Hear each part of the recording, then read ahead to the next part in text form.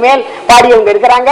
அசலாம்பிகை அம்மையார் ஒரு அற்புதமான திருவாமாத்தூர் திரு அந்தாதி பாடி இருக்கிறாங்க. அவங்க அந்தாதி பாடுவது மனோன்மணி என்பது திருமுல்லை வாயில் அந்தாதி பாடி இருக்கிறாங்க. அது ஒவ்வொன்றையும் சொல்வதற்கு ஒவ்வொரு பாட்டு கொண்டு வந்துறேன். அந்த அந்தாதிகள் பாடுவதில் எவ்வளவு வல்லவர்களாக அவர்கள் இருந்திருக்காங்க. அவர்களெல்லாம் இலக்கியம் வரலாறு சொல்லல. ஐயா தமிழன் ஐயா நினைக்கிறேன் மனோன்மணியை மட்டும் சொல்லியிருக்கிறாங்கன்னு நினைக்கிறேன். ஆனா இலக்கிய வரலாறு மனோன்மணியையோ அல்லது அசலாம்பிகையோ அல்லது அனந்தமாலையோ இவர்களெல்லாம் நம் இலக்கிய வரலாறு பதிவு செய்யவே இல்லை என்பது என்னுடைய பெரிய ஆனந்தம், ஆதங்கம் என்பது சொல்லி ஆனந்தம் இல்லை ஆனந்தம். அந்த இருக்கட்டும், ஆண்களுக்கு அது ஆனந்தமா இருக்கிறது, ஆண்களுக்கு ஆனந்தமாக இருக்கிறது. ஆக எங்களுக்கு அப்படி இல்லை. இது அதே போல கச்சிப்பிள்ளை அம்மாள் என்பதை சொல்லணும். அவங்க எல்லாம் அற்புதமான மெஞ்ஞான குறவஞ்சி போன்ற குறவஞ்சி எல்லாம் எடுத்து சொன்ன ஒரு பெண்மணி தான். அதை முடித்து விடுகிறேன். அடுத்தது ஸ்ரீரங்கத்தில் உள்ள ஸ்ரீரங்கம் அம்மையார் நிறைய நூல்களை எழுதி விசாலாட்சி அம்மையார் ஒவ்வொன்றும் அவர்கள் சொல்லி முடித்து விட்டேன். அதே போல ஒன்றே ஒன்று கடைசியா பொன்னம்மாள் என்ற ஒரு சிவானந்த சார ஒவ்வொரு அம்மையாருக்கும் நிறைய இது எல்லாத்துக்கும் ஒவ்வொரு சிராட்ஸ் எடுத்து ஒரு ஃபர்ஸ்ட் பேஜ் மட்டும் எடுத்து வந்திருக்கிறேன். இந்த சிவானந்த சாரம் அப்படி எல்லாவற்றையும் சொல்லி கடைசியாக முடிவுரை. அடுத்தது சங்ககால பெண் கவிஞர்கள் சுட்ட பெற்றுள்ளனர். ஒண்ணு. 2 சங்கம் நிறுவிய காலத்தில் அறநூல்களில் படைப்பாளராகவும் காப்பிய புலவர்களாகவும் இல்லை, உரையாசிரியாகவும் இல்லை. 2.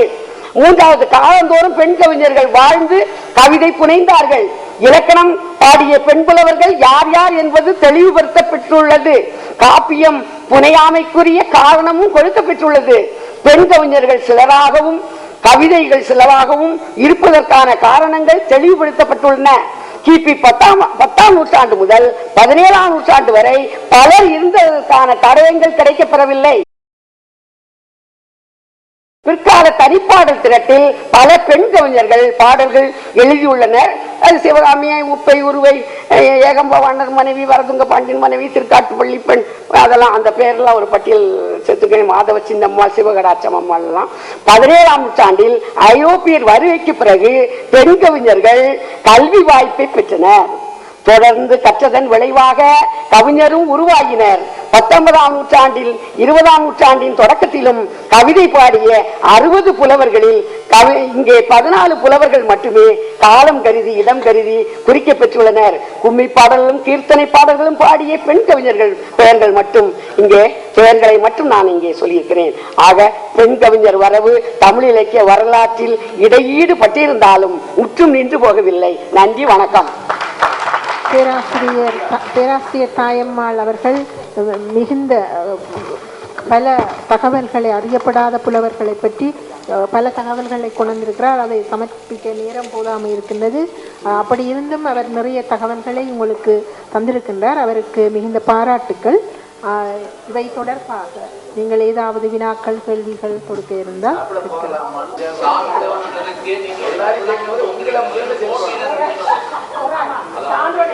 பாடலை பார்க்கின்ற போதே நமக்கு நன்றாக தெரியும்.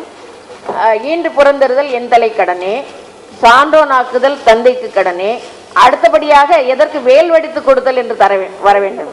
வேல் வெடித்து கொடுத்தல் கொல்லருக்கு கடனே, நன்னடை நல்கல் வேந்தற்கு கடனே. நன்னடை என்பது அந்த போர் பயிற்சியை குறிக்கக்கூடியது. அந்த காளையினுடைய கடமை என்னென்றால் ஒளிர்வாள் அருஞ்சமம் முறுக்கி களிறு எரிந்து பெயர்தல் காளைக்கு கடனே என்று வருகிறது. அந்த பாடல், அந்த வரிசை முறை அடிப்படையை பார்க்கின்ற போது நமக்கு தெரியும். இந்த மகன், சான்றோன் என்ற சொல்லாட்சிகள் எல்லாம் சங்க இலக்கியத்திலே வீரன் என்ற பொருளே. மற்ற இவன் மகனே தோழி அப்படின்னு ஒரு அகநானூற்று பாடல் ஒரு தலைவனை பார்த்து குறிப்பிடுகிறது. அதாவது ஒரு ஆபத்து என்று சொன்ன உடனே ஓடோடி வந்தானாம் அந்த தலைவன். அதனால் அவனை பார்த்து இவன் அல்லவா மகன், ஆண்மகன் என்று குறிப்பிடுகின்ற வகையில மற்ற இவன் மகனே, மகன் என்றால் சிறந்த வீரன், ஆண்மகன் என்ற பொருளை அந்த சொல்லாட்சி குறிப்பிடுகின்றது. அதே போல சான்றோன் என்றால் கல்வி கேள்வி ஒழுக்கங்களிலே வல்ல சான்றோரையும் குறித்தது. அதே நேரத்திலே வீரன் என்ற ஒரு பொருளும் ஆளப்பட்டிருக்கின்றது. ஐயா ஜெபனேஸ்வர் அவர்களுக்கு எங்களை யாழ்ப்பாணத்திற்கு அழைத்து சென்ற மிக்க நன்றி. நீங்கள் சொல்லும்போது ஆழ்வார்களின் கூற்றை ஒரு தாசி அவர்கள் விவரித்ததாக சொல்லுவீர்கள். அப்படி சொல்லும் பொழுது வைணவத்தில் தாசி என்பது பெருமாளை தாசம் பண்ணிவதாக இருக்க வேண்டும். நீங்கள் நினைக்கும் தாசிகளாக இருக்காது என்று என்னுடைய கருத்து.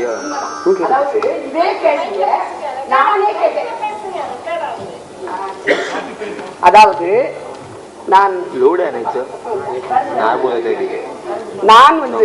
முடிக்கிற பொழுது தாசி என்று வருகிறது, இது எதனால என்பதை நான் ஒரு ஆழ்வாரிடமே போய் கேட்டேன், நம்முடைய வைணவரிடம். அப்பொழுது அவர் சொன்னார், இரண்டாக நீங்கள் கருத்து கொள்ளலாம். தாசி என்ற பொருளை அவர்கள் அடிமை, அதற்காக தொண்டு செய்பவள். அப்படி தாசம் தாசை தாசன் அப்படிங்கறத தெளிவு, அதை நான் எழுதியிருக்கிறேன். நன்றி. அதனால அந்த தாசி அப்படி அந்த ஊர் கூட எங்கேயோ அதே மாதிரி கம்பர் இடத்துலயும் அப்போ உயர்வாக பெருமையாக சமண அந்த அதியமானுடைய கல்வெட்டு இருக்கிற இடம் அடுத்து போடுங்க. அதுக்கடுத்து முக்குழி அடுத்து போடுங்க, சும்மா போடுங்க, அப்படி வரிசையா போடுங்க. அடுத்து நெக்ஸ்ட் இதுதான் அந்த தாசி மடம்ங்கிறது, ஆடேரி மலை. அடுத்து இதுக்கு கீழே தான் நம்முடைய அதியமானுடைய அந்த கல்வெட்டு இங்கதான் இருக்குது. இது கபிலர் குன்று. அடுத்து போடுங்க. இதுதான் அந்த அவ்வை குப்பம் என்பது. நெக்ஸ்ட்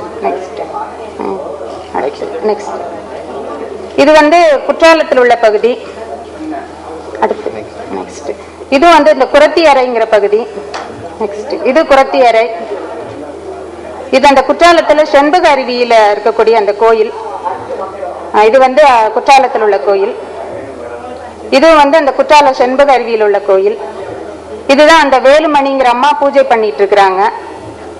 இதுதான் அந்த கீழே அந்த சேலத்துல உள்ள ஆத்தூர்ல உள்ள கோயில். இதுவும் அங்க பூஜை செய்யக்கூடியது. அடுத்து இதுதான் அந்த சேலத்திலையும் மலை மேல் உள்ள கோயில் என்பதாக பார்க்கிறோம். இதுதான் அந்த கோயில், ஔவையாருடைய கோயில் அமைப்பு. அது பக்கத்துல நெக்ஸ்ட் அவ்வளவுதான் பாருங்க. இது இந்த துளசியாப்பட்டினம்ங்கிறது தஞ்சாவூர் வேதாரண்யம் பக்கத்துல உள்ளது. இது அந்த மலை ஜாதியினர் இருக்கக்கூடிய இடம். இங்க போக விடல, போனா நீங்க உயிரோட திரும்ப மாட்டீங்க அப்படின்னு சொல்லி அனுப்பி விட்டாங்க. இதுவும் அதே உள்ள பகுதி. நெக்ஸ்ட் இதுவும் அங்க அந்த உப்பை அவ்வை அவர்களுடைய சிற்பம். அது நெக்ஸ்ட் சீக்கிரம் போடும். இது இதுவும் அந்த அவ்வை உப்பையுடைய சிற்பம் கோயிலுக்குள்ள இருக்கிறது. நெக்ஸ்ட் இதுவும் அதேதான். இது அந்த கரபுர சுவாமி சொன்ன வெளியே வச்சிருக்கிறாங்க, உள்ள இந்த சிலையை அனுமதிக்கவில்லை. இது அந்த கரங்காடுன்னு சொன்னேன், அந்த இடம் அது. இதுவும் நம்ம உள்ள போக முடியாது. ஆதி திராவிடர்கள் மட்டும் இந்த விழாவை கொண்டாடுறாங்க. இது அந்த ஆதி திராவிட குழுவினர். இது முப்புளி ஊரு. அடுத்து போடுங்க. இது அந்த ஆற்றங்கரையில் உள்ள ஔவையார் முதலாக தரிசித்த இடம் என்பதாக சொல்றாங்க. நெக்ஸ்ட் இது அந்த குப்பம் பகுதி. இதுவும் அதுதான். இது தான் அந்த ஔவையாருடைய விழுப்புரத்தில் உள்ள அந்த சிலையாக சொல்லப்படுகின்றது. இதுதான் இப்பொழுது நம்ம அரசு கட்டி கொண்டிருக்கின்ற அதமன் கோட்டை என்பதாகும். சரி சார், முடிச்சிருங்க. தேங்க்யூ.